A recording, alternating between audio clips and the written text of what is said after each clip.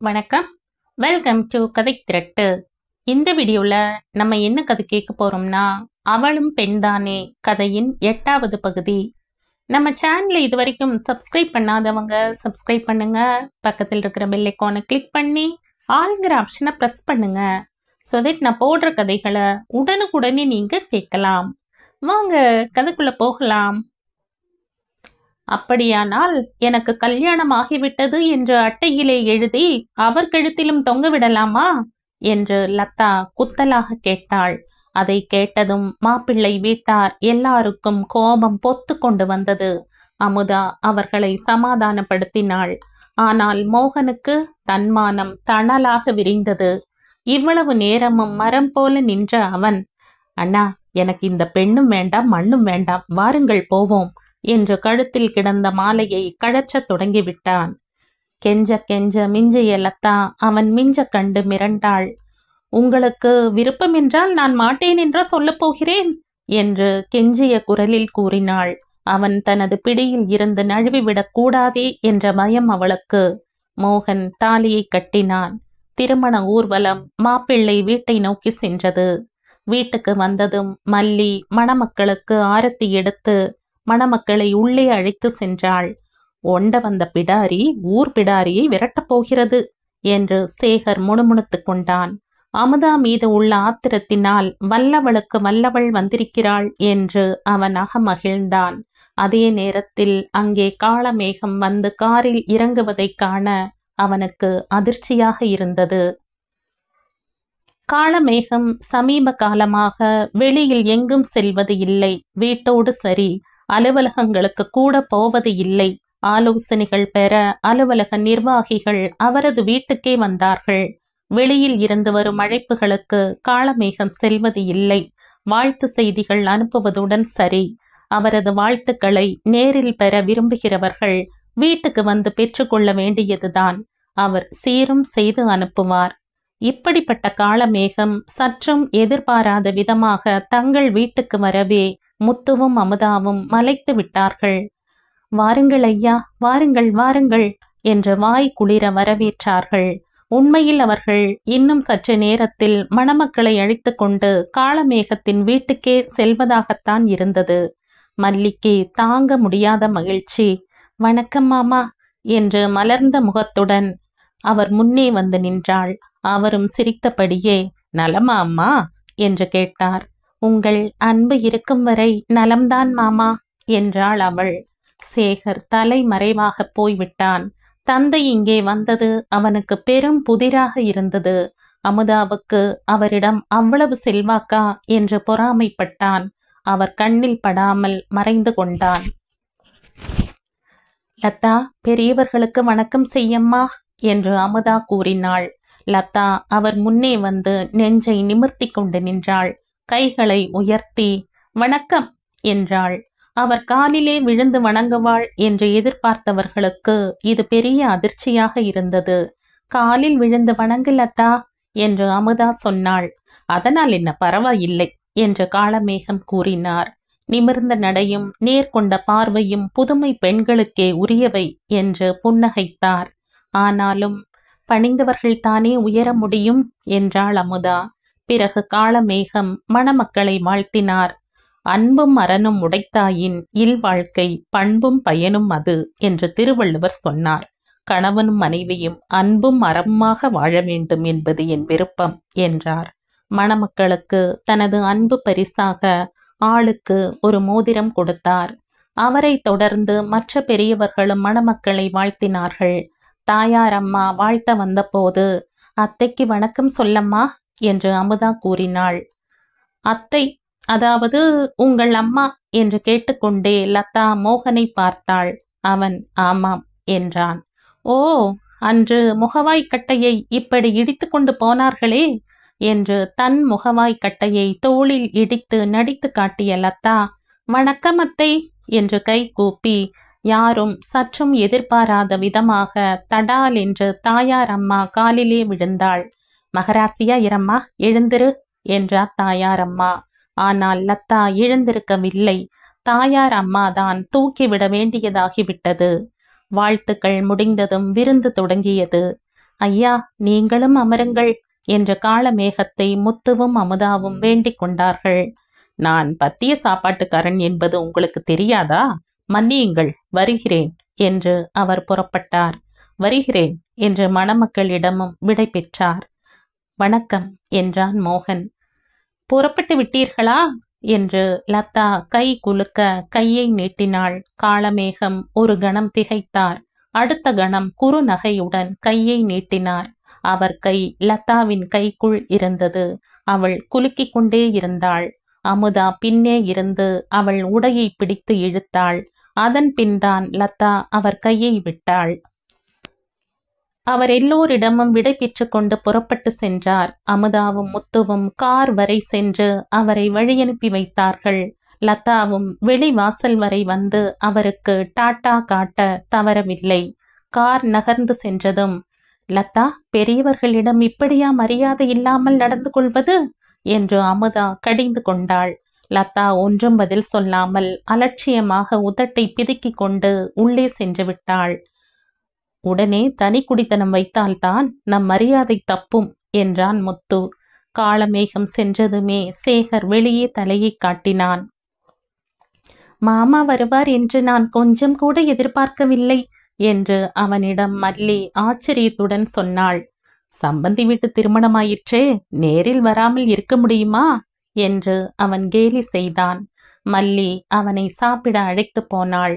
சாப்பாடு முடிந்ததும் இருவரும் புறப்பட்டு சென்று விட்டார்கள். 2 நாள் இருந்து போகும்படி தாயார் அம்மா, மோகன், முத்து, அமுதா யார் சொன்னதையும் அவர்கள் காதிலேயே வாங்கிக் கொள்ளவில்லை. லதா எல்லோரும் எதிர்பார்த்ததற்கு மாறாக மிகவும் நல்ல பெண்ணாக நடந்து கொண்டாள். அக்கா அக்கா என்று அமுதாவோடு அன்புழகு ஒட்டினாள். வீட்டு வேலைகளிலும் அவளுக்கு உதவியாக இருந்தாள். தாயார் அம்மாவிடம் அட்டை போல ஒட்டினாள். பேச்சுக்கு பேச்சு, மூச்சுக்கு மூச்சு அத்தைதான்.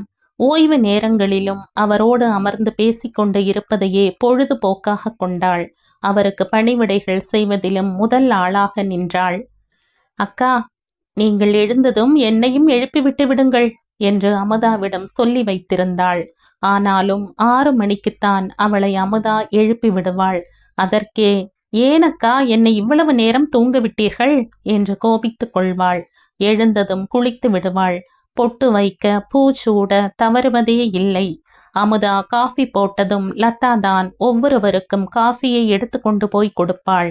தாயார் அம்மாவுக்குத்தான் முதல் காஃபி. மோகனிடமும் மிகவும் மரியாதையுடன் நடந்து கொண்டாள். அவன் கிழித்த கோட்டை தாண்ட மாட்டாள். அவன் என்ன சொன்னாலும் சரி என்பதை தவிர வேறு சொல் கிடையாது. மாலையில் இருவரும் வெளியில் செல்வார்கள். வெளியில் கூட அவனிடம் மரியாதையாகவே நடந்து கொண்டாள். லதாவிடம் காணப்பட்ட இந்த திடீர் மாற்றம் எல்லோருக்கும் வியப்பை அளித்தது. திருமணத்துக்கு பிறகு திருந்தி விடுவாள் என்று நான் முன்பே சொல்லவில்லையா என்று அமுதா பெருமை அடித்து கொண்டாள். உன்னை கொள்ளிக்கட்டை என்று முதலில் சொன்னேன், ஆனால் நீதான் என் குடும்ப விளக்கு என்று லதாவிடமே தாயார் அம்மா மனம் திறந்து கூறினார். பாவம், லதா நடிக்கிறாள் என்பதை அவர்கள் யாருமே புரிந்து கொள்ளவில்லை. அவர்களின் அன்பை பெறவே அவள் இப்படியெல்லாம் திட்டமிட்டு நடித்தாள். அவள் காலிலே விழுந்து வணங்குவதாக அவர்கள் நினைத்தார்கள். அவள் காலை வாரி விடுவாள் என்று அப்பொழுது அவர்கள் எண்ணவே இல்லை. லதாவின் நடிப்பு அவ்வளவு அருமையாக அமைந்திருந்தது. லதாவும் மோகனும் 30 நாள் விடுமுறை எடுத்திருந்தார்கள். நாளை அலுவலகத்துக்கு செல்ல வேண்டும். இன்று போய் ஐயாவை பார்த்துவிட்டு வந்துவிடலாமே என்று அமுதா கேட்டாள். நானே சொல்ல வேண்டும் என்றிருந்தேனக்கா, நீங்களே சொல்லிவிட்டீர்கள் என்றாள் லதா. பெரியவர்களை நாம் போய் பார்ப்பதுதானே மரியாதை. ஆஹா, என்ன மரியாதை! அமுதா அகமகிழ்ந்து போனாள். அன்று மாலையே மோகன், லதா இருவரையும் அமுதா காளமேகத்திடம் அழைத்து சென்றாள். எல்லோருமாக அமர்ந்து சிரித்து கொண்டிருந்தார்கள். காளமேகத்துக்கு நல்ல பொழுதுபோக்காக இருந்தது. பேச்சின் இடையே, அமுதா, நீ எப்பொழுது ஓய்வு எடுக்கப் போகிறாய்? நாளாகிவிட்டதே என்று காளமேகம் கேட்டார். எனக்கு ஓய்வு எடுத்துக்கொள்ள விருப்பம் இல்லை, அதனால் தான் தள்ளிக்கொண்டே போகிறேன் என்றாள் அமுதா. ஏன் என்று காளமேகம் கேட்டார். நான் இல்லாவிட்டால் உங்களுக்கு உதவியாக யார் இருப்பார்கள்? என்று அமுதா கவலையோடு கேட்டாள். அந்த கேள்வி சரி என்றே காளமேகத்துக்கும் தோன்றியது. அமுதா அவருக்கு ஒரு செயலாளராக மட்டுமா இருக்கிறாள்? சொந்த மகள் போலவே இருந்து அவரது நலத்தை கவனித்துக் கொள்கிறாளே, அவரது உடல் நலத்தில் எவ்வளவு அக்கறை காட்டுகிறாள்?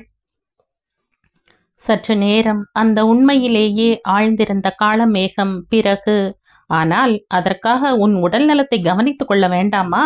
இது உனக்கு தலைப்பிரசவமாயிற்றே என்றார். அம்மா கூட அவர்கள் வீட்டுக்கு அழைத்து கொண்டிருக்கிறார்கள் என்று அமுதா சொன்னாள். ஒரு 3 மாதம்தானே என்று காளமேகம் ஏதோ சொல்ல வர, இல்லை இல்லை 2 மாதம்தான் என்றாள் அமுதா. அதுவரை எப்படியோ சமாளித்துக் கொள்கிறேன் என்றார் காளமேகம். அக்கா, உங்களுக்கு ஆட்சேபனை இல்லாவிட்டால் நீங்கள் வரும் வரை ஐயாவுக்கு துணையாக நான் இருக்கிறேன் என்று லதா வெகு பவ்யமாக கூறினாள். அமுதா இப்படி நினைத்து பார்க்கவே அஞ்சினாள். லதாவின் தீவிர போக்கு அவருக்கு கொஞ்சம் கூட பிடிக்காது. மோகனும் அவளை முறைத்து பார்த்தான்.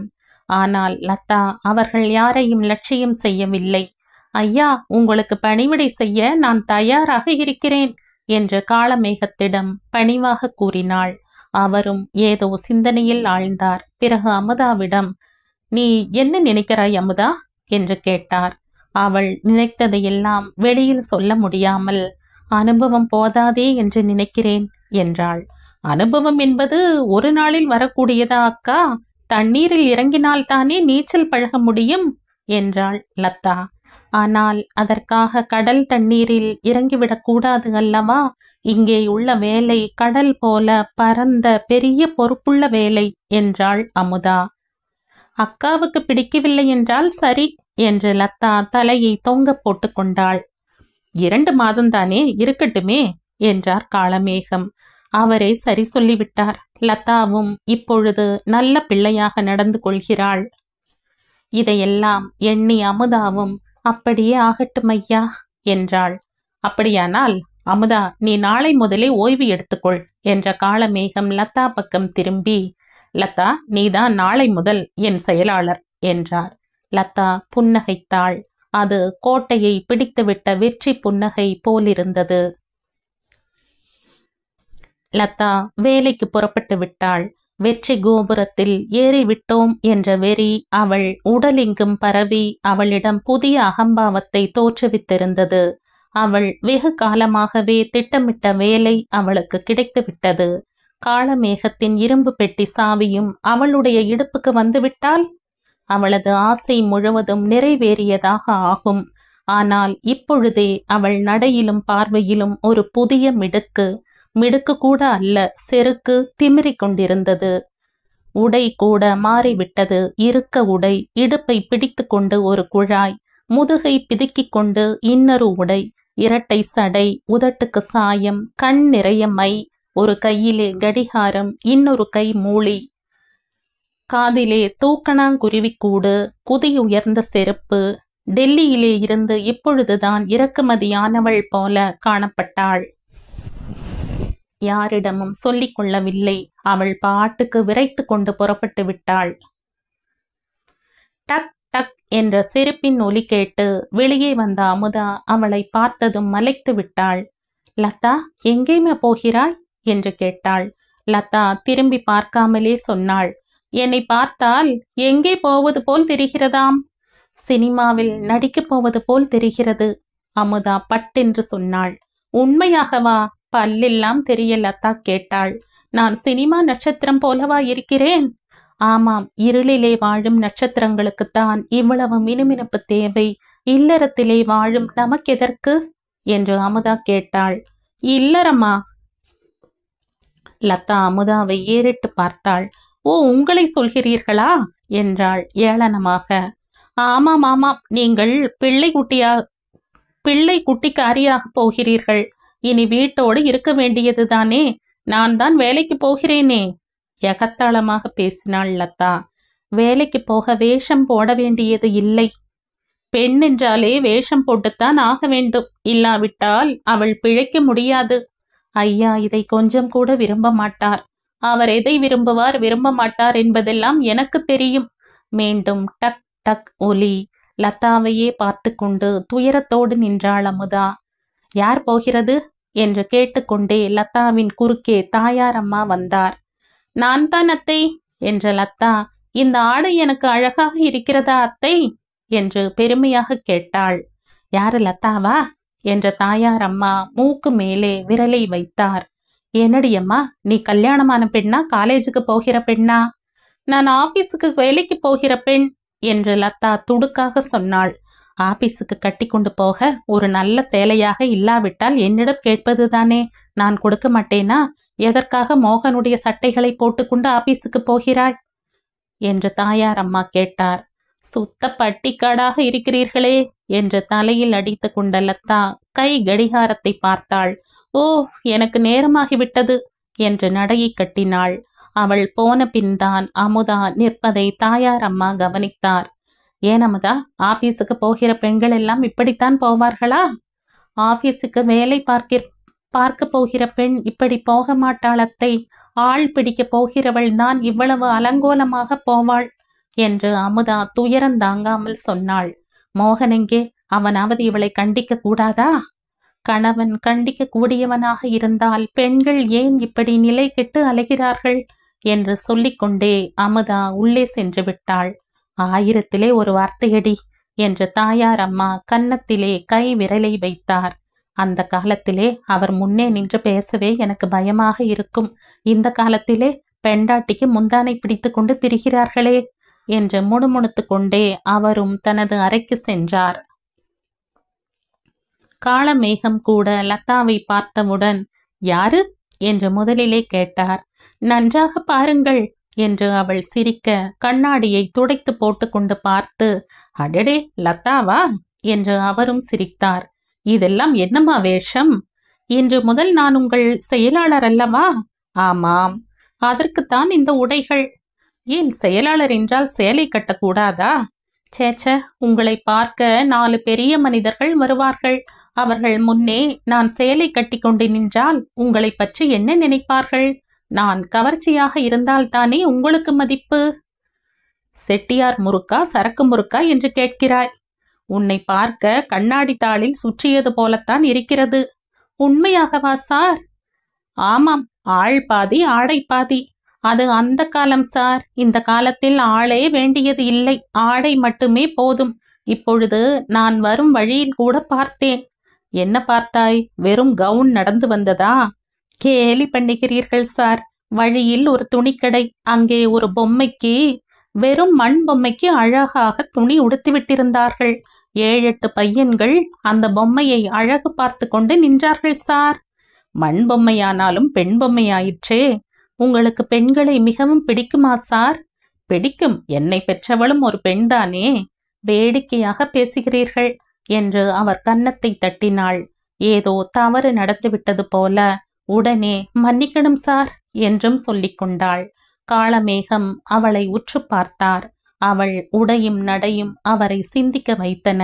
அவள் போக்கு அவருக்கு சரியாக படவில்லை. ஆனாலும் எல்லாவற்றையும் மனதுக்குள் வைத்து கொண்டார். சரி, வேடிக்கையெல்லாம் இருக்கட்டும், போய் இன்றைய தபால்களை எடுத்து கொண்டு வா என்றார். சரி சார் என்று அவள் நடை நடந்தாள். காட்டு பாதையிலே சென்றாலும் மாட்டு வண்டி போல அசைந்தாடிய அவள் இடையையே பார்த்து கொண்டிருந்த காளமேகம் தனக்குள் சிரித்து கொண்டார். மணி 6. மேனேஜர் ஏதோ கடிதங்களை பார்த்து கொண்டிருந்தார். சேகர் வெளியில் ஒரு பலகையில் அமர்ந்து ஏதோ ஒரு ஆங்கில புத்தகத்தை படித்து கொண்டிருந்தான். சேகருக்கு இப்பொழுதுதான் படிப்பில் ஆர்வம் ஏற்பட்டிருந்தது. அதற்கு காரணம் மல்லிதான். நீங்கள் படித்தால்தான் முன்னுக்கு வர முடியும் என்று தூண்டி தூண்டி அவனை படிக்க வைத்தாள். அவளை அவனுக்கு ஆங்கில நூல்களை வாங்கி வந்து சொல்லிக் கொடுத்தாள். அதன் மூலம் தனது ஆங்கில அறிவையும் வளர்த்து கொண்டான். படிக்கத் தொடங்கவே சேகருக்கு ஆர்வம் தானாக பற்றி கொண்டது. அவனது காக்கி சட்டை பையில் எப்பொழுது பார்த்தாலும் ஏதாவது ஒரு புத்தகம் இருக்கும். ட்ரிங் ட்ரிங் என்ற மணி யோசையை கேட்டதும் சேகர் புத்தகத்தை சட்டை பைக்குள் திணித்து கொண்டே மேனேஜரின் அறைக்குள் ஓடினான். டைபிஸ்டை வர சொல் என்று மேனேஜர் கூறினார். அவர் போய்விட்டாருங்க என்று சேகர் தெரிவித்தான். அதற்குள்ளாகவா? ஆமாங்க, மணி 6க்கு மேலே ஆகிறது. சேகர் பணிவாக சொன்னான். எதிரில் சுவரில் இருந்த கடிகாரத்தை மேனேஜர் பார்த்தார். மணி 6 தான். இவ்வளவு நேரமானது கூட தெரியாமல் அவர் வேலையை பார்த்து கொண்டிருந்திருக்கிறார். என்னிடம் சொல்லாமலே போய்விட்டாரா? மேனேஜர் குரலில் கொஞ்சம் கோபம் இருந்தது. 5 அடித்ததும் தான் எல்லோரும் எழுந்து போய் விடுகிறார்களே சார் என்று சேகர் சொன்னான். நீ ஏன்பா போகவில்லை? மணி பார்த்து வேலை செய்யக்கூடாது, உண்மையாக உழைக்க வேண்டும், அப்பொழுதுதான் முன்னுக்கு வர முடியும் என்று சொல்ல வந்ததை முடிக்காமலேயே சேகர் நிறுத்தினான். யாரப்பா அப்படி சொன்னது? மேனேஜர் ஆர்வத்தோடு கேட்டார். என் மனைவிங்க என்று சேகர் தலையை சொரிந்தான். உனக்கு போல எல்லாருக்குமே மனைவி கிடைத்தால் இந்த நாடு இந்நேரம் சந்திரமண்டலத்துக்கு போயிருக்கும் என்று மேனேஜர் பாராட்டினார். பிறகு சற்று நேரம் சும்மாவே அமர்ந்திருந்தார். இந்த கடிதம் இன்றே அவசரமாக போக வேண்டுமே என்று தனக்குத்தானே பேசிக்கொண்டார். டைப் பண்ண வேண்டுமா சார்? நான் அடித்து கொண்டு வரட்டுமா என்று சேகர் கேட்டான்.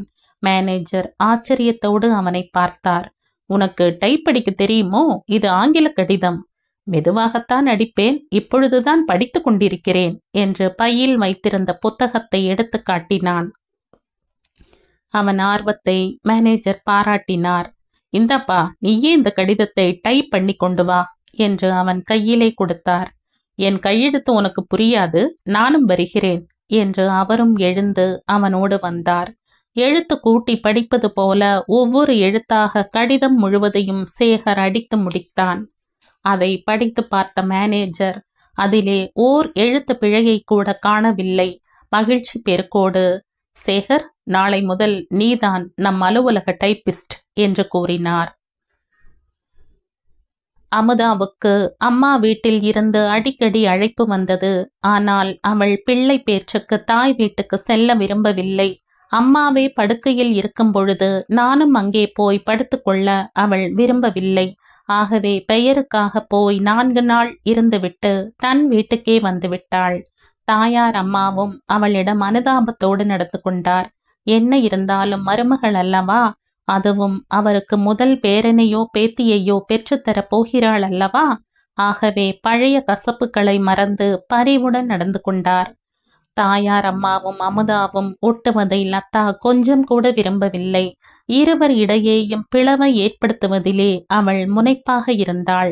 தாயார் அம்மாவுக்கு அடிக்கடி சோப்பு போடுவாள், ஏதாவது வாங்கி கொண்டு வந்து கொடுப்பாள், தேன் ஒழுக பேசுவாள். அதே நேரத்தில் அமுதாவிடம் முகத்தை சுளித்து கொண்டாள்.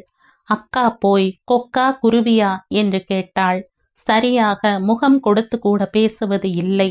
இந்த புதிய போக்கு அமுதாவுக்கு பிடிபடாவிட்டாலும் இப்பொழுது அதை பற்றி கவலைப்படும் நிலையில் அவள் இல்லை.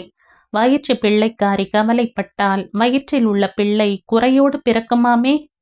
அமுதா அலுவலகத்தில் விடுமுறை எடுத்து கொண்டாலும் வீட்டில் ஓய்வு எடுத்து கொள்ளவில்லை. தாயார் அம்மாவின் பேச்சையும் மீறி சிறு சிறு வேலைகளை செய்து கொண்டுதான் இருந்தாள். குறிப்பாக காலையும் மாலையும் வீடு பெருக்குவது அவள்தான். மாலையில் முத்து வந்ததும் இருவரும் பக்கத்தில் உள்ள பூங்காவுக்கு சென்று உலாவி விட்டு வருவது உண்டு. வாரம் ஒரு முறை டாக்டர் அம்மாவிடமும் போய் வந்தாள். டாக்டர் வீடு பக்கத்தில்தான். பிறக்க போகும் குழந்தை ஆணா பெண்ணா என்ற ஆராய்ச்சிதான் அந்த குடும்பத்தில் எந்நேரமும் நடந்து கொண்டிருந்தது. என்ன குழந்தையாக இருந்தால்தான் என்ன, எல்லாம் ஒன்றுதான் என்று ஒவ்வொரு முறையும் முற்றுப்புள்ளி வைத்தார்கள். ஒரு நாள் அமுதாவுக்கு இடுப்பு வலிக்க தொடங்கிவிட்டது. நல்ல வேளையாக அப்பொழுது முத்துவும் வீட்டில் இருந்தான். முத்து, நீ ஆஸ்பத்திரிக்கு அழைத்து கொண்டு போப்பா, நான் இதோ சாமான்களை எடுத்துக்கொண்டு வந்து விடுகிறேன் என்று தாயார் அம்மா கூறினார். முத்துவும் சரி என்று ஒரு வாடகை காரை அமர்த்தி கொண்டு மருத்துவமனைக்கு போய் சேர்ந்தான். மருத்துவமனைக்கு சென்ற சற்று நேரத்திலேயே குழந்தையும் பிறந்துவிட்டது. பெண் குழந்தை. அவளைப் போலவே பொற்சிலை போல இருந்தது. குழந்தையை கழுவி தொட்டிலில் போட்ட பின்புதான் அமுதா இருந்த அறைக்குள்ளேயே முத்துவை அனுமதித்தார்கள். அவனை நேருக்கு நேர் பார்க்க அமுதாவுக்கு வெட்கமாக இருந்தது. நாணத்தால் அவள் முகம் சிவந்து அதிக அழகுடன் தோன்றியது. என்ன குழந்தை என்று கேட்டுக்கொண்டே ஆவலோடு தொட்டிலை பார்த்தான். பெண் குழந்தை என்றாள் அமுதா. பெண் குழந்தையா? அவன் குரலில் உற்சாகம் இல்லை. அதுதான் நர்ஸுகளிடம் கேட்டபோது போய் பார்த்து கொள்ளுங்கள் என்றார்களோ? ஏனத்தான் பெண் குழந்தை என்றால் பிடிக்கவில்லையா? பிடிக்காமல் என்ன, ஆண் குழந்தை என்றால் இன்னும் அதிக மகிழ்ச்சியாக இருக்கும் என்றான் அவன். அவன் மகிழ்ச்சியற்று பேசியது அமுதாவுக்கு ஆத்திரத்தை ஊட்டியது. பெண் என்றால் எல்லோருக்கும் இனிக்கிறது, பெண் குழந்தை என்றால் கசக்கிறது. அது ஏன் என்றுதான் எனக்கு புரியவில்லை. குஞ்சு இல்லாமலா கோழி? இன்றைய குழந்தைதானே நாளைய குமரி பெண். ஆத்திரத்தை அடக்க மாட்டாமல் அவள் பேசினாள். குழந்தையின் குவா குவா குரல் கேட்டு என்ன குழந்தை என்று ஆசை பொங்க கேட்கும் அன்னை கூட பெண் குழந்தை என்றவுடன் பெண்ணா என்று பெருமூச்சு விடத்தானே செய்கிறாள், பிறகுதானே தேற்றிக்கொள்கிறாள் என்று அவன் சொன்னான். அவன் கூறியது அவனது சொந்த அனுபவத்திலேயே உண்மையாக இருக்கவே அவன் மீது வீணாக ஆத்திரப்பட்டது தவறு என்று நினைத்தாள். உண்மைதான் அத்தான், பெண் என்றதும் பெற்றவளும் பெருமூச்சு விடத்தான் செய்கிறாள் என்று சமாதான முறையில் கூறினாள். பெண் குழந்தைகள் பெற்றவர்களுக்கு அவ்வளவு பெரிய பாரமாக இருக்கிறார்கள் என்றான் முத்து. அது மட்டுமல்ல அத்தான், இந்த நாட்டிலே கண்ணீர் வடிப்பதற்கு என்றே பெண்கள் பிறக்கிறார்கள். அதனால் தான் பெண் குழந்தை என்றதும் இந்த குழந்தை என்னென்ன துன்பப்பட போகிறதோ என்று பெற்றவளே பெருமூச்சு விடுகிறாள். பெண் என்றைக்கு இருந்தாலும் இன்னொருவன் வீட்டுக்கு போகக்கூடியவள்தானே. ஆனாலும் பெண்களுக்கு இது மிகப்பெரிய ஒரு அநீதி இல்லையா? ஆணுக்கும் பெண்ணுக்கும் சம நீதி கிடைக்கும் நாளில்தான் இந்த அநீதி ஒழியும். அது எப்படி கிடைக்கும்? உங்களை போன்ற படித்தவர்களே பெண் குழந்தையா என்று பெண்டாட்டி ஏதோ அம்மிக்கல்லை பெற்றுவிட்டது போல கவலைப்படுகிறார்களே. ஓ, மன்னித்து விடு அமுதா, உன் மனதை மிகவும் நோக வைத்து விட்டேன் போலிருக்கிறது. உண்மையை சொல்லுகிறேன். முதலிலே அப்படி சொல்லிவிட்டாலும் இந்த குழந்தையை காணும் பொழுது எவ்வளவு மகிழ்ச்சியாக இருக்கிறது தெரியுமா? அப்பொழுது இங்கே என்ன பேச்சு என்று கேட்டுக்கொண்டே டாக்டர் அம்மா உள்ளே வந்தார். அவளுக்கு ஓய்வு வேண்டாமா? இப்படி வந்து பேசிக்கொண்டிருக்கிறீர்களே என்று முத்துவை கடிந்து கொண்டார். அப்பொழுதுதான் முத்து தனது தவறை உணர்ந்தான். அமுதாவுக்கு இப்பொழுது எவ்வளவு ஓய்வு தேவை? அமுதா கூட தான் எவ்வளவு பேசிவிட்டோம் என்று ஆச்சரியப்பட்டாள். நல்ல சுகப்பிரசவம், ஆகவே அதிக களைப்பு தெரியவில்லை. அவள் பாட்டுக்கு பேசிவிட்டாள். டாக்டர் அம்மா முத்துவை வெளியே செல்ல சொன்னார். அமுதாவை தூங்க சொன்னார். என்ன ஆச்சரியம், ஒரு நிமிடத்தில் உறங்கிவிட்டாள். முத்து அம்மாவை பார்த்து தகவல் கொடுக்க சென்றான். அம்மா, உங்களுக்கு பேத்தி பிறந்திருக்கிறாள் என்று கூவிக்கொண்டே வீட்டுக்குள் நுழைந்தான். பேத்தியா? அதற்குள் பிறந்து விட்டாளா? எப்படி இருக்கிறாள்? அமுதா சுகமா? இதோ நான் புறப்பட்டு விட்டேன் என்று மகிழ்ச்சியோடு சொற்களை கொட்டினார். ஒரு துணி பைக்குள் எதையோ எடுத்து திணித்தார். குனிந்து கொண்டே பேரன் பிறப்பான் என்றுதான் நினைத்து கொண்டிருந்தேன் என்று தானாக பேசினார். அம்மாவுக்கு ஆறுதல் கூறும் முறையில், கவலைப்படாதீர்கள் அம்மா, அடுத்த ஆண்டே பேரனை பெற்றுக் கொடுப்பாள் என்று முத்து சொன்னான். வேண்டாம்பா, வேண்டாம் என்றார் தாயார் அம்மா. அடுத்த குழந்தைக்கு இன்னும் 3 ஆண்டாவது ஆகட்டும். ஏமா? முத்து ஆச்சரியத்தோடு கேட்டான். உங்கள் 3 பேரை பெற்று வளர்க்கவே நான் என்ன கஷ்டப்பட்டேன். ஒவ்வொருத்தி 7, 8 என்று பெற்றுக்கொண்டு என்ன கஷ்டப்படுகிறாள். என்னை கேட்டால் ஆசைக்கு ஒரு பெண்ணும் ஆஸ்திக்கு ஒரு ஆணுமே போதும் போலத்தான் தோன்றுகிறது என்றார். மகனோடு பேசிக்கொண்டு நிற்க அவருக்கு நேரம் இல்லை. பேத்தியை பார்க்க வேண்டும். ஆகவே முத்துவையும் அழைத்து கொண்டு மருத்துவமனைக்கு விரைந்தார். மறுநாள் காலையில் காளமேகத்தின் வீட்டுக்கு சென்றதும் அமுதாவுக்கு குழந்தை பிறந்திருக்கும் செய்தியை அவரிடம் லதா தெரிவித்தாள். என்ன குழந்தை என்று அவர் மகிழ்ச்சியோடு கேட்டார். பாவம், பெண் குழந்தை என்று அவள் அனுதாபத்தோடு சொன்னாள். தலை குழந்தை பெண் குழந்தையாக பிறப்பது நல்லதுதானே. சீக்கிரமே தாய்க்கு உதவியாக இருப்பாள். ஆனால் வீட்டில் யார் முகத்திலுமே மகிழ்ச்சி இல்லை சார். நம்ம சமூக அமைப்பு அப்படி ஆகி போய்விட்டது. சமூகத்திற்கு யார் பயனுள்ளவர்களாக இருக்கிறார்களோ அவர்களுக்குத்தான் மதிப்பு இருக்கிறது. பெண்கள் முன்னேறுவார்களா சார்? பெண்கள் முன்னேறி கொண்டு போகும் வேகத்தை பார்த்தால் வெகு விரைவிலேயே ஆண்கள் அடுப்படிக்கு போய்விடுவார்கள் போலிருக்கிறதே. லதா குபீர் என்று சிரித்தாள். குளத்திலே கல்லை விட்டு எரிந்தது போல இருந்தது. நீயும் சீக்கிரமே ஒரு குழந்தையை பெற்றுக்கொள். நான் குழந்தை பெறப்போவதே இல்லை சார். ஏன்? அமுதாவை பாருங்கள், ஒரு குழந்தை பெறும் முன் எலும்பும் தோலுமாக போய்விட்டாள். அவள் அழகே அழிந்துவிட்டது. இனி அவள் அவ்வளவுதான். செக்கு மாடு போல அடுப்படியை சுற்றி கொண்டே இருக்க வேண்டியதுதான். பேசிக்கொண்டே காளமேகத்தின் மேஜை மீது நைசாக அமர்ந்தாள் லதா. ஆனால் காளமேகமோ கோபப்பட்டவர் போல, கீழே இறங்கு என்று கத்தினார். இதுவரை எந்த பெண்ணும் என் மேஜை மீது அமர்ந்தது இல்லை என்று கூவினார். லதா நடுங்கி போனாள். நடுங்கிக் கொண்டே, உங்கள் மடி மீதுதான் உட்காருவார்களா சார் என்று கேட்டாள். அவள் வெகுளியா? பார்த்தால் அப்படி தெரியவில்லை, வினயக்காரியாக தெரிந்தது. போகிற மாட்டை போக்கிலே விட்டு திருப்ப காளமேகம் விரும்பினார். ஆகவே ஆமாம் என்றார் குறும்பு சிரிப்புடன். ஓ, நான் தாமதித்து விட்டேன் என்று லதா அவர் மீது பாய்ந்தாள். அவர் சட்டென்று நாற்காலியை ஓர் ஓரமாக சாய்த்து கொள்ள, பாய்ந்த வேகத்தில் அவள் தடால் என்று கீழே விழுந்தாள். மோகனுக்கு இன்று சம்பள நாள். லதாவும் சம்பளம் வாங்கி கொண்டு வந்திருந்தாள். லதா, சினிமாவுக்கு போகலாமா என்று மோகன் கேட்டான். வேண்டாம் என்று அவள் முகத்தில் அடித்தது போல பதில் சொன்னாள். சினிமா என்றால் சிட்டுக்குருவி போல பறந்து கொண்டு வருகிறவள் இன்று வெறுப்பாக பேசுவது ஏன் என்று மோகன் திகைத்தான். நல்ல படம் வந்திருக்கிறது. நான் வரவில்லை, நீங்கள் வேண்டுமானால் போங்கள். ஹோட்டலுக்காவது போய்விட்டு வருவோம். நான் உங்களோடு எங்கேயும் வெளியே வரவில்லை. லதா ஓர் ஆங்கில நாவலை கையில் எடுத்துக்கொண்டு கட்டிலில் படுத்து கொண்டாள். இன்றுதான் இருவரும் சம்பளம் வாங்கி வந்திருக்கிறார்கள். அப்படியே வெளியே ஜாலியாக போய் வர வேண்டும் என்பது அவன் ஆசை. ஆனால் லதாவின் எண்ணமே வேறு. அவளுக்கு இப்பொழுது காளமேகம் மீது அதிக பற்று ஆகிவிட்டது. எப்பொழுதும் அவரது பணத்தை பற்றியே கனவு கண்டு கொண்டிருந்தாள். வெற்றி பாதையில் விரைந்து சென்று கொண்டிருப்பதாக மகிழ்ந்தாள். அவரை மயக்குவதிலேயே பொழுதை கழித்தாள். நாளொரு மேனி பொழுதொரு வண்ணமுமாக அவர் முன்னே தோன்றினாள். பழுத்த பழம் பக்கத்துணை இல்லாதவர் விரைவிலேயே தனது மடியில் விழுந்து விடுவார் என்று எதிர்பார்த்து கொண்டு இருந்தாள். அவரும் அவளுக்கு சாதகமாக நடித்தார். ஆனால் வாய் பேச்சோடு சரி, மேலே விழ வந்தால் கீழே விழ தட்டி விடுவார். அவர் மீது ஆசை அதிகமாக ஆக மோகனை லதா வெறுத்தாள். அவனை பார்க்கவே அவளுக்கு பிடிக்கவில்லை. அவன் தொட்டால் கூட கையை தட்டிவிட்டாள். அழகை தொடக்கூடாது, பார்த்து ரசிக்க வேண்டும் என்று தத்துவம் பேசினாள். இன்று மாலை அவள் வீட்டுக்கு கிளம்பிய பொழுது, அமுதா எப்படி இருக்கிறாள் என்று காளமேகம் கேட்டார். அவள் இனி அவ்வளவுதான், பிள்ளை பெற்றுவிட்டாள் அல்லவா, பிள்ளையை பார்க்கத்தான் நேரம் இருக்கும். ஏன் என்னையே நிரந்தரமாக வைத்துக் கொள்ளுங்களே என்று லதா குழைந்தாள். அவர் தோளிலே சாய்ந்து இழைந்தாள்.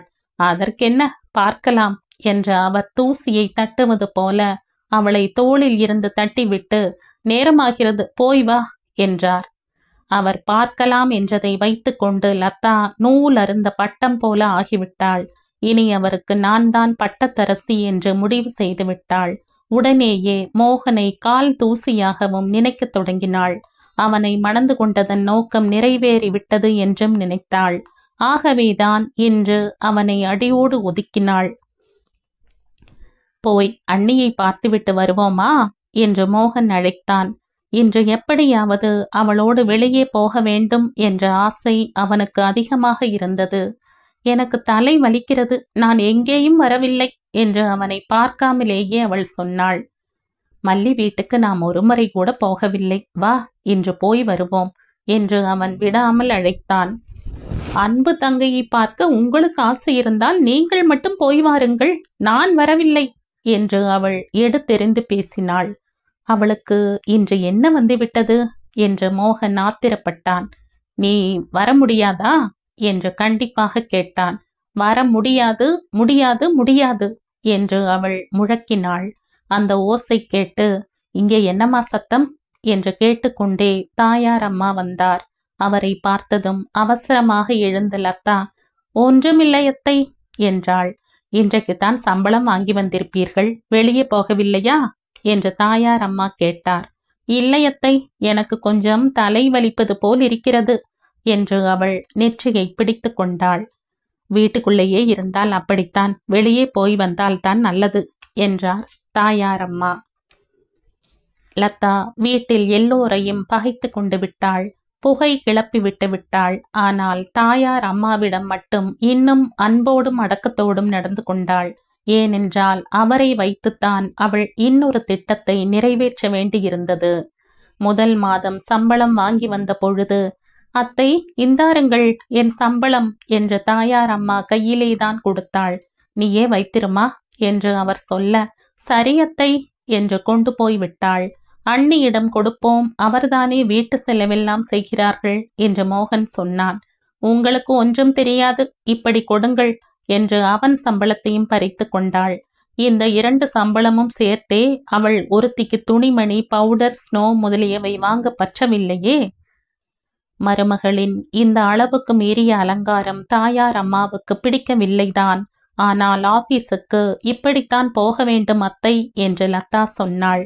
அமுதா இப்படி போவதில்லையே என்று தாயார் அம்மா கூற, அவள் ஆபீஸ்லேயே எல்லாம் வாங்கி வைத்திருக்கிறாள், அங்கே போனதும் ஆளே மாறிவிடுவாள் என்றாள்.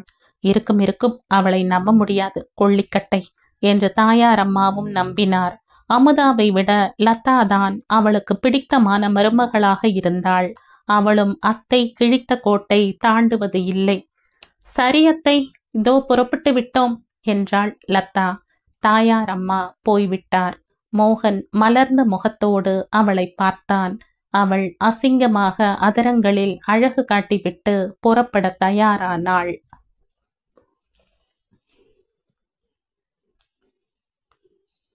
இந்த கதையின் தொடர்ச்சியை அடுத்த பதிவில் கேட்கலாம். நன்றி.